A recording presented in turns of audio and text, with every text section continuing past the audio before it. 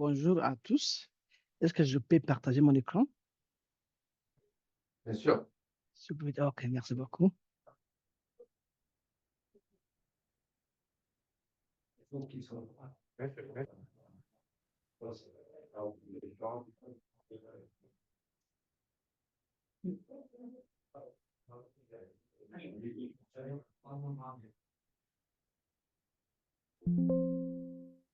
Alors, bonjour à tous. Je suis très content de faire partie de cette présentation qui va prendre après pour moi 10 minutes et puis on va passer à la discussion.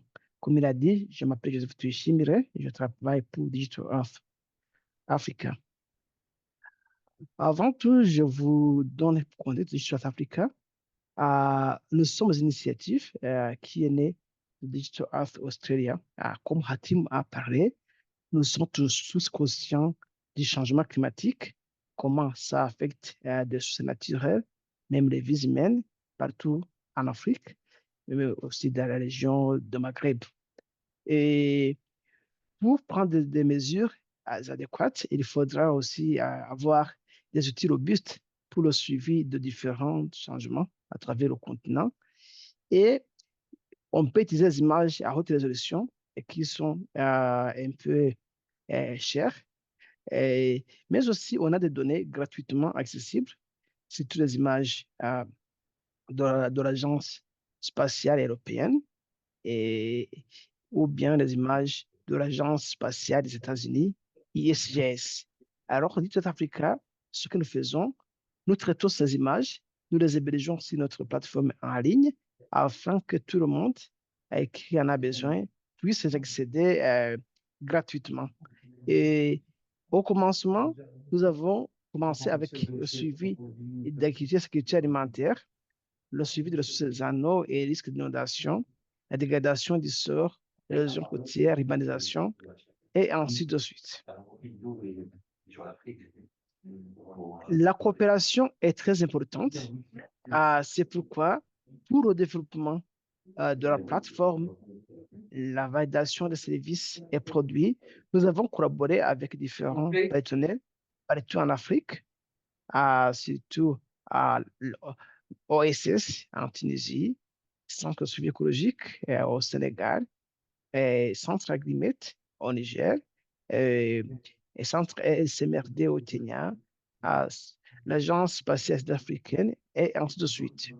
Alors, jusqu'à maintenant, on a plus de 17 organisations euh, stratégiques et techniques et aussi on a d'autres. Le principe est très simple. C'est un principe qui permet Open Data Cube, qui permet de traiter des données et de les héberger en ligne pour accès gratuit et, et facile à tout le monde. On a développé différents services, les géomades, ces images sans nuages qui couvrent tout le continent. Euh, on a des cartes d'étendue d'écriture sur le continent africain, la couverture fractionnée qui nous permet de suivre la verdure sur notre continent. Imaginez si ça change au cours du temps, c'est-à-dire que la sécheresse s'augmente, on peut avoir des interventions et les observations des eaux qui nous permettent de comprendre la dynamique des eaux à long terme et l'outil au service de Coastline qui nous permet de suivre l'évolution des côtes du continent africain. Tout s'aligne avec les ODD et nous essayons bien sûr de renforcer les capacités de différents pays et gouvernements pour la quantification des différents indicateurs ODD.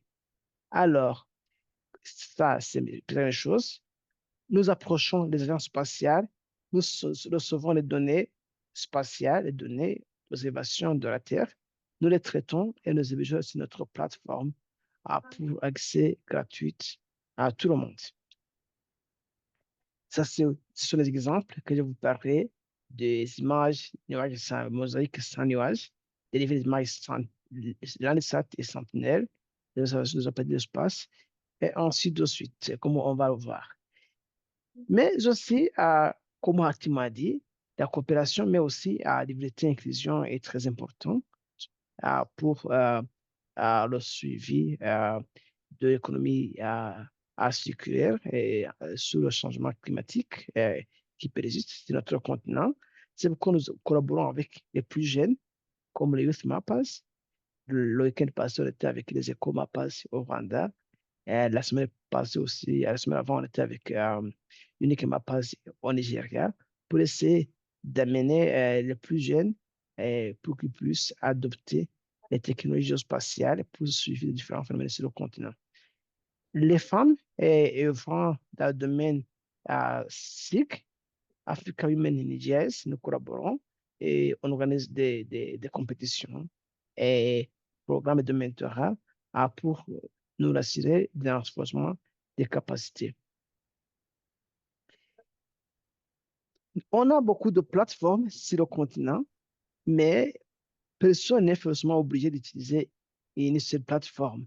C'est pourquoi on a diversifié la façon dont on peut accéder aux données à partir des cartes interactives que nous appellerons MAP de Africa.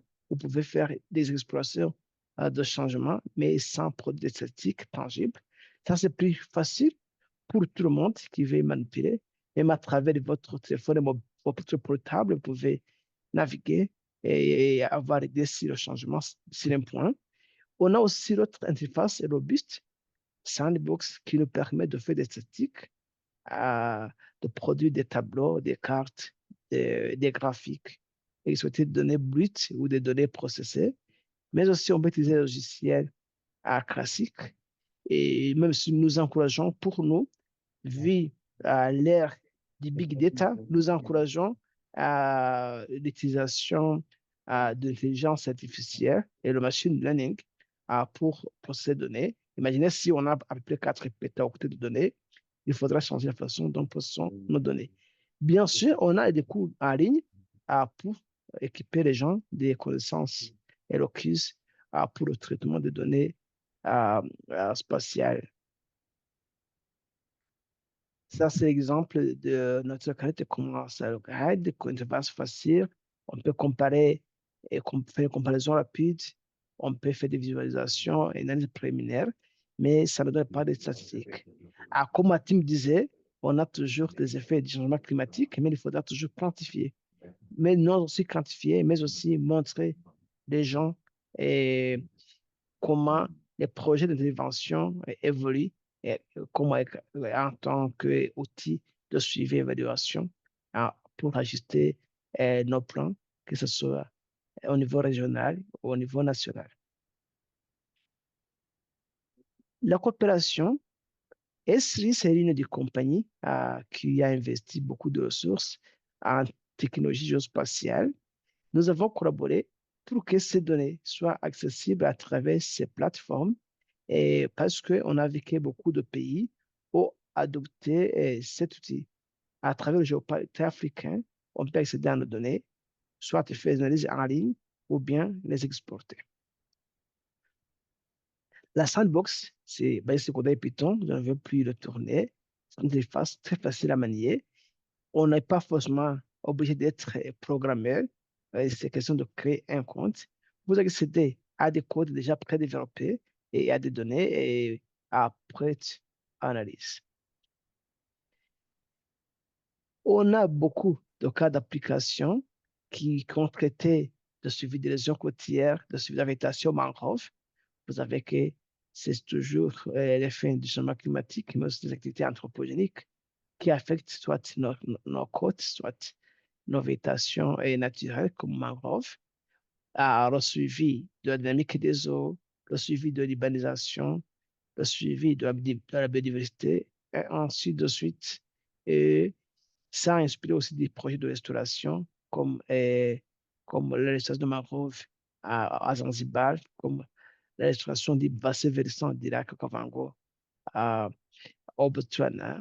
Et la fois passée, avec, avec l'équipe de Niger, on travaille sur une nation à Filengue.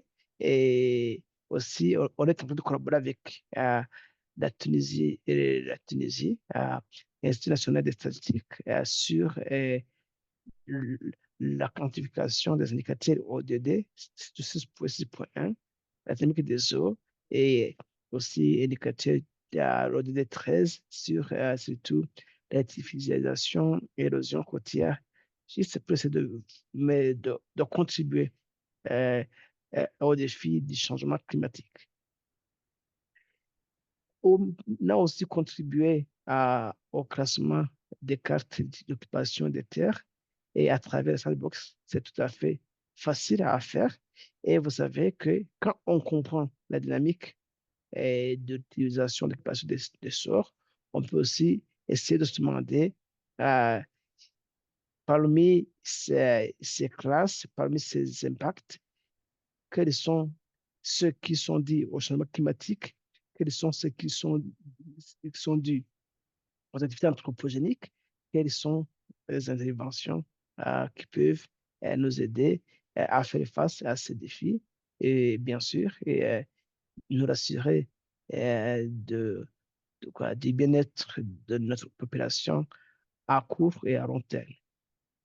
Ici, on peut suivre la phénoménologie d'écriture, comparer différentes années, s'il y avait pris des années, mais on peut comparer plusieurs années, dire quelle année a été plus ou moins caractérisée par une bonne production comparée à l'autre, et si pas, quelle a été la cause? Est-ce qu'il y a occurrence de ces anomalies? Alors, comment intervenir? Tout c'est faisable à travers nos plateformes, surtout si pour les pays qui dépendent de l'agriculture saisonnière qui dépend de la pluviosité. Ici aussi, communication des données. Ici, on essaie de combiner la carte de la centre de culture avec les anomalies, divers indices qu'on peut utiliser pour proxy de suivi d'écriture, comme comme la verdure en fait des plantes, la réflectance le contenu en chlorophylle va refléter plus la lumière verte. L'exploitation minière, il y a toujours compétition entre l'extraction minière et les ressources naturelles, surtout la couverture forestière. Et vous savez que l'économie actuelle va dépendre des ressources naturelles, mais aussi la séquestration du carbone. Et le marché du carbone était très important. Comment exploiter nos ressources naturelles d'une façon rationnelle? Nous sommes là, nous pouvons informer.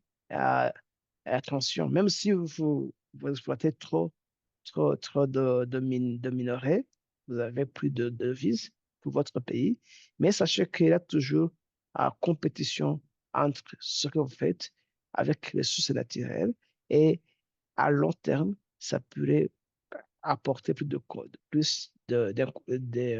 conséquences. Alors, ici, les mesures sont la restauration des gisements miniers, parce que dire que on va stopper d'exploiter, c'est pas assez évident. Alors, et par exemple, si on a un service du continental, des plans de cours d'eau, où on extrait le polygone de chaque plan d'eau continental, on va faire une série temporelle pour comprendre comment ça a évolué.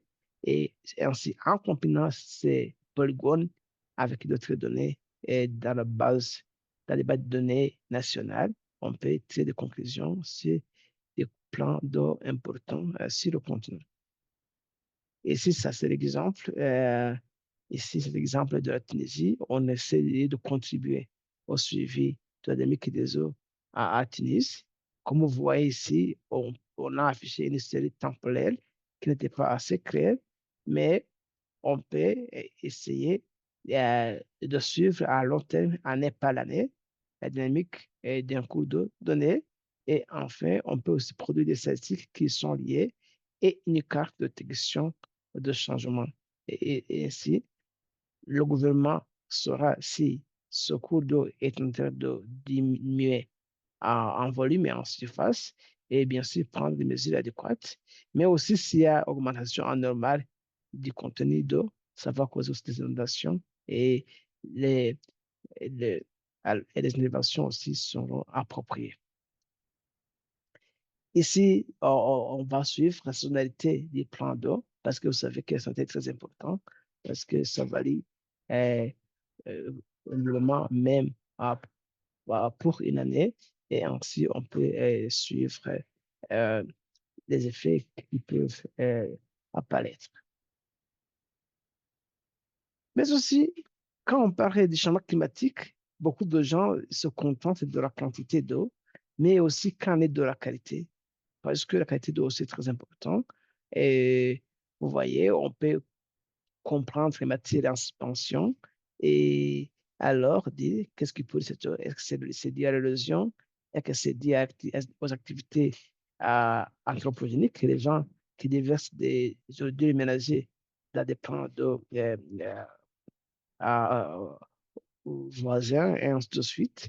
Ici, en utilisant notre plateforme, on peut comprendre cet aspect de la sédimentation dans nos plans d'eau continentales.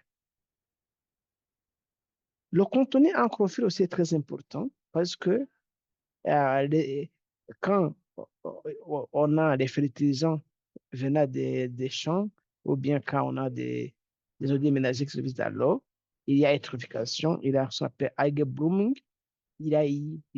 qui vont compéter, il y a une compétition d'oxygène entre les rivières aquatiques et ces algues, et ça va être source de disparition de différentes espèces animales et végétales aquatiques. C'est pourquoi ainsi, en comprenant euh, ce contenu en chlorophylle, on, on pourra prendre aussi des décisions euh, nécessaires.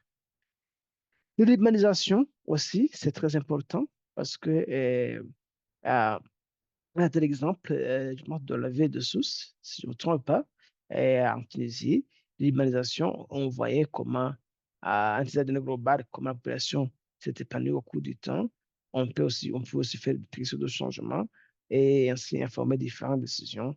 On est en train de travailler avec l'installation des statistiques pour essayer d'utiliser les images les plus récentes pour extraire les empreintes des maisons qui peuvent informer ainsi l'artificialisation au cours des années. C'est des différentes vues importantes de la Tunisie. La méthodologie pourrait ainsi être étendue sur tout le continent et essayer d'informer différentes actions et décisions. Euh, le changement climatique aussi, les plus intenses et peuvent en résulter. Et ainsi, il faudra toujours informer les planifications, surtout l'agriculture et l'urbanisation, essayer de cartographier les zones agricoles ou les zones euh, habitées à haut, euh, il y a les zones à haut risque, high flood prone areas, que ce soit euh, habitées ou cultivées. Et ainsi, l'idée en sera que euh, il faudra toujours conduire, investir dans les zones soit non affectées ou bien à des zones à faible risque d'inondation. Parce que si on investit ainsi, que ce soit les infrastructures, que ce soit l'écriture, que ce soit même les bâtiments seront déjà détruits, comme on disait la fois prochaine pour la région de Finingue en Niger. Nous avons développé aussi un service qui couvre tout le continent, comme, qu'on appelle service Coastline, le Africa, qui nous permet de suivre la dynamique des traits de côte sur le continent africain. Comme vous savez, on a plus de 60 kilomètres de côte, alors comprendre les dynamiques, c'est très important. Et en commençant par la Somalie, qui a la plus longue côte, et d'autres qui en ont des petites et des courtes des côtes. Mais de toute façon, ça nous permet d'informer différentes décisions sur les infrastructures côtières et les écosystèmes côtiers. Et ça, c'est une vidéo. Je pense que vous allez Coasts écouter, are an important part of the land qui on montre which comment we ça live. va. In order to protect these special areas, we must understand how they are being impacted by weather, a changing climate, and the expanding human population. Coastlines are fragile. They ebb and flow with each weather event. They are the first line of defense in a storm. They are the first to experience the rising sea levels. With a rapidly changing climate and growing populations, we must protect the fragile and vital ecosystems of the coastlines in Africa. Now we have the tools to help us understand and protect our coast. Introducing Coastlines, a new service from Digital Earth Africa. L'outil Digital Earth Africa a été développé par Geoscience Australia en rapport avec le Centre psychologique. C'est un outil qui permet de suivre différents indicateurs par rapport aux risques côtiers, par exemple, dans le domaine qui nous intéresse. Et l'intérêt, c'est que ces images Landsat de moyenne résolution sont facilement accessibles, sont gratuites, alors que les images d'autorisation sont chères et pas forcément accessibles. Et nous, dans le cadre du travail que nous voulons faire donc à l'échelle régionale, à long terme, il est beaucoup plus avantageux de pouvoir accéder à des images gratuites pour pouvoir pratiquer ce suivi d'indicateurs à long terme.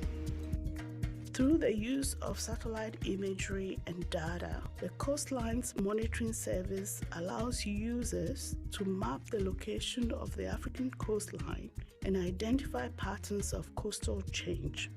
Using satellite imagery, Digital Earth Africa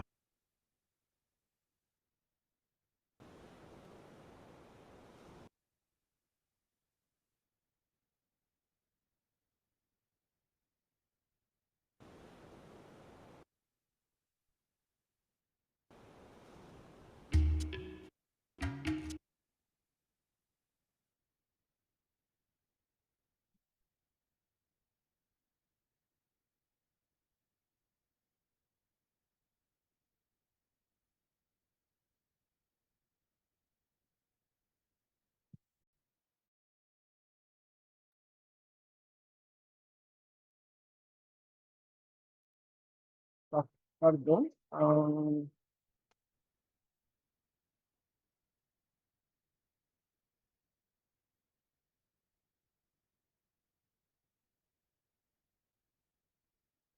Oui.